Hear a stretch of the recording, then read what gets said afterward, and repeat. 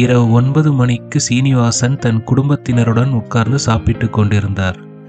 அப்பா, college term fees அடுத்த வாரம் கட்டணும் என்றான் தினேஷ்.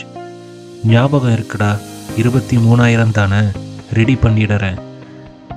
சாப்பிட்டு முடித்து கையை கழுவி கொண்டு வந்த சீனிவாசனிடம், என்னங்க அந்த கோபு வந்துட்டு போனாரு, 2 மாசமா வட்டி பணம் கொடுக்கல தானே, அதனால கொஞ்சம் கோபமா பேசிட்டு போனாரு என்றாள் ஷியாமளா. சீனிவாசன் சலிப்பாக, நாளைக்கு வேலைக்கு போகிறதுக்கு முன்னாடி நேரில் பார்த்து பேசிட்டு போயிடுறேன் என்றார். அதே நேரம் வீட்டிற்கு வெளியே சப்தம் கேட்டது. கோர்ட்டு சொல்லிட்டா இவ எனக்கு பிறக்கலன்னு ஆகிடுமா, எனக்கு பிறந்தவ தானடி இவ, ஒழுங்கா என் கூட அனுப்பி வை என்ற ஒரு ஆணின் குரலும், அதைத் தொடர்ந்து மஞ்சு பயத்தில் அலறும் சப்தமும் கேட்டது. சந்தோஷும் தினேஷும் அவசர அவசரமாக கையை கழுவிக்கொண்டு வெளியே சென்று எட்டி பார்த்தனர். அங்கே ஒரு 35 வயது மதிக்கத்தக்க ஆண் மஞ்சுவின் கையை பிடித்து இழுத்தபடி இருக்க, அவனிடமிருந்து மஞ்சுவை மீட்க பிருந்தா போராடி கொண்டிருந்தாள். சந்தோஷ் உடனே சென்று அவரிடம், சார் ப்ளீஸ், எதுவா இருந்தாலும் காலையில பேசிக்கலாம் என்றான். உடனே அவன் சந்தோஷை முறைத்தபடி, ஏன் நைட்டு நீ இவ கூட இருக்கிறதுக்கு நான் இடைஞ்சலா இருக்கனா என்றான் குதர்க்கமாக. அவன் மேல் அநியாயத்திற்கு மது ஆடை வந்தது. உடனே பிருந்தா கண்கள் கலங்க கோபத்துடன், குமார் மரியாதையா இங்கிருந்து போயிடுங்க என்றாள். என் குழந்தைய கொடு, போயிடுறேன். கேஸ் முடிகிற வரைக்கும் குழந்தை அவளோட அம்மா கிட்ட தான் இருக்கணும்னு கோர்ட்டில் சொல்லியிருக்காங்க, நீங்கள் எதுவாக இருந்தாலும் கோர்ட்டில் சொல்லிக்கோங்க. பலார் என்று பிருந்தாவின் முகத்தில் ஒரு அறை விழுந்தது. சந்தோஷ் பதறியபடி குமாரின் கையை பிடித்து தடுக்க, அவனுடைய முகத்திலும் ஒரு குத்து விழுந்தது. இதை பார்த்த தினேஷ் கோபத்துடன் குமாரின் மேல் பாய்ந்து அவனை கீழே தள்ளிவிட்டான். அக்கம் பக்கத்தினர் ஒன்று கூட ஆரம்பித்தனர். சிலர் அவர்களை விலக்கிவிட்டனர்.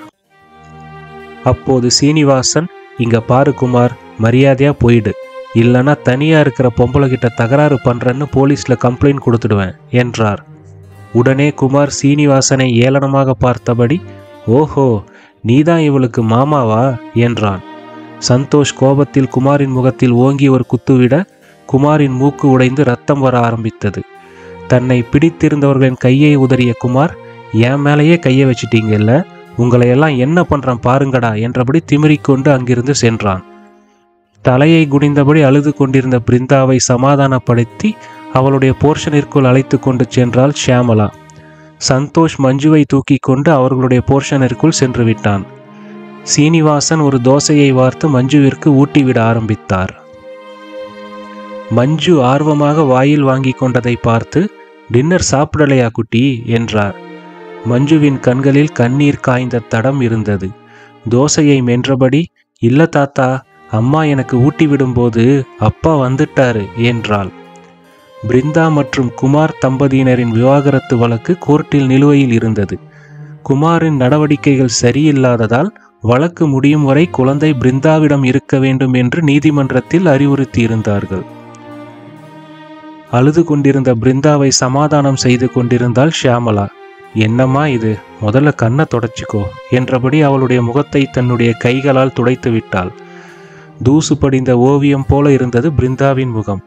ஷியாமளா தன் மனதிற்குள், 30 வயசு கூட ஆகல, அதுக்குள்ள இந்த பொண்ணுக்கு இவ்வளவு பிரச்சனையா கடவுளே என்று நினைத்து கொண்டாள்.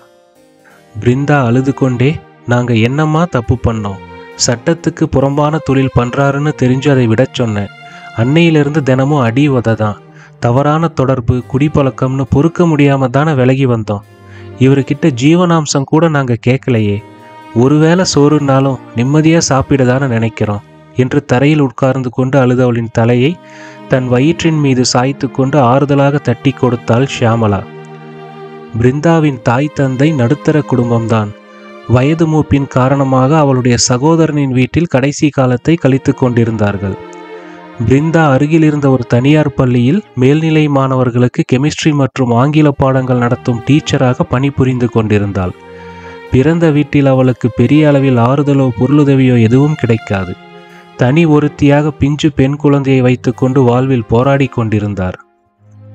அதே நேரம் சீனிவாசன் வீட்டில் சாப்பிட்டு கொண்டிருந்த மஞ்சு சீனிவாசனை பார்த்து, ஏன் தாத்தா அப்பா எப்போ பார்த்தாலும் அம்மாவை திட்டிக்கிட்டே இருக்காரு, ஆனால் அம்மா அப்பாவை திட்டவே மாட்டாங்க தெரியுமா என்றவளின் வாய்க்குள் ஒரு சிறிய தோசை துண்டை சட்னியில் தோய்த்து ஊட்டிவிட்ட சீனிவாசன் புன்னகையுடன், எல்லாமே விதிடாப்பட்டு, இந்த கடவுள் சமயத்தில் குரங்குங்க கையில் தான் பூமலையை கொடுப்பாரு என்றார்.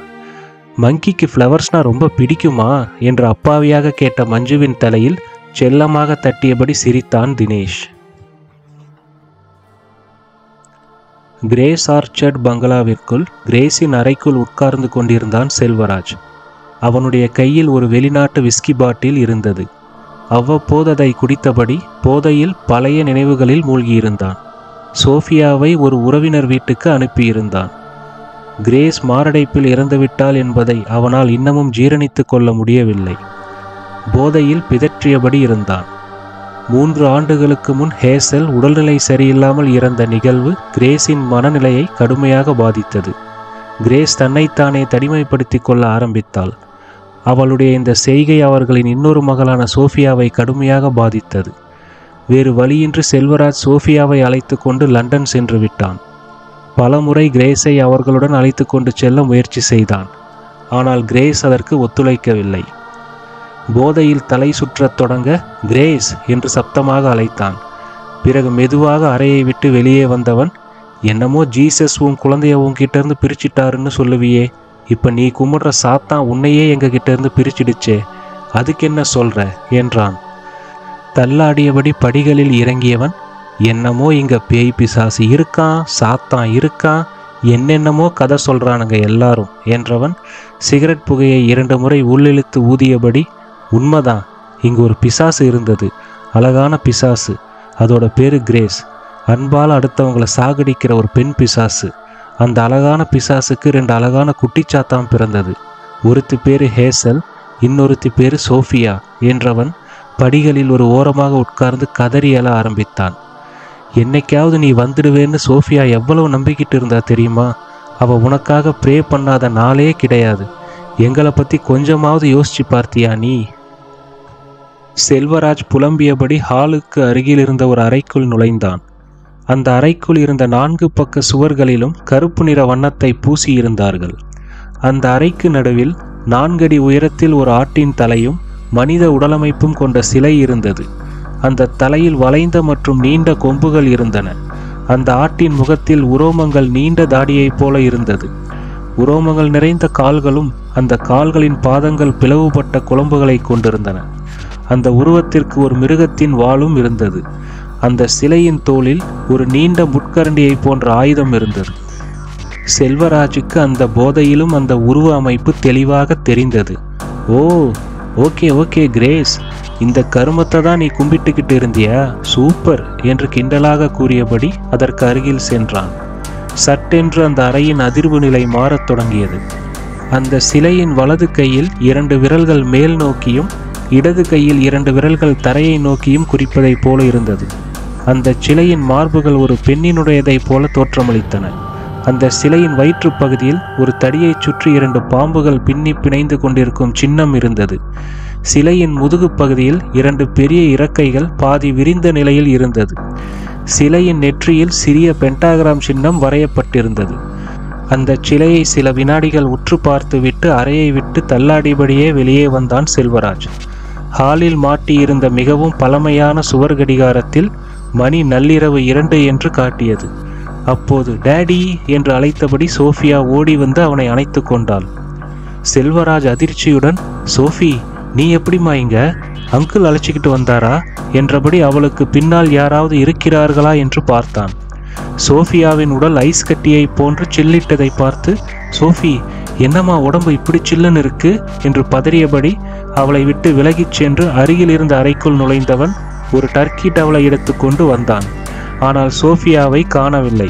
அந்த பெரிய வீட்டின் நுழைவு வாயில் திறந்திருந்தது. வெளியே எங்கோ தூரத்தில் நரிகள் ஊளையிடும் சப்தம் கேட்டுக்கொண்டிருந்தது. செல்வராஜ் சோஃபி சோஃபி என்று சப்தமாக அழைத்து கொண்டே வீட்டிற்கு வெளியில் வந்தான். வெளியே வந்தவன் பீட்டர் பீட்டர் என்று வாட்ச்மேனை அழைத்தான். அவனுடைய கால்கள் பின்னி அவனுக்கு நிலை தடுமாற ஆரம்பித்தது. அதே நேரம் அந்த பங்களாவின் கேட்டிற்கு அருகில் இருந்த ஒரு சிறிய அறைக்குள் பீட்டர் நடுங்கியபடி படுத்து கொண்டிருந்தான். திடீரென்று மீண்டும் சோஃபியா டேடி என்று சப்தமாக அழைத்தபடி வந்து அவனுடைய கால்களை கட்டி பிடித்து கொண்டாள். செல்வராஜ் பதறியபடி அவளை தூக்கி, சோஃபி, என்ன இது விளையாட்டு? வா, வீட்டுக்குள்ள போகலாம். எங்க உன் அங்கிள் என்றபடி திரும்பியவன் அங்கே தூரத்தில் ஹேசலின் கல்லறைக்கு அருகில் யாரோ மிகவும் உயரமான உருவத்தில் நின்று கொண்டிருப்பதை பார்த்தான். ஹலோ, யாரது? பீட்டர், வெளியே வா, யாரோ ஹேசல் சிமெட்ரி கிட்ட நிக்கிறாங்க பாரு என்றான் சப்தமாக. அப்போது அவனுடைய தோளில் இருந்த சோஃபியா அந்த தொலைவில் தெரிந்த உருவத்தை பார்த்தபடி தன் வலது கையால் சிலுவை குறியீட்டை தலைகீழாக தன் உடலில் வரைந்தபடி ஏவ் சாட்டனஸ் என்றாள். செல்வராஜ் அதிர்ச்சியாக பார்க்க அப்போது திடீரென்று ஒரு மின்னல் வெட்டியது. அந்த ஒளியில் செல்வராஜ் சிறிது நேரத்திற்கு முன்பு உருவ சிலையாக அறைக்குள் பார்த்த உருவம் ஆஜானுபாகுவாக உயிருடன் நின்று கொண்டிருப்பது அவனுக்கு தெரிந்தது.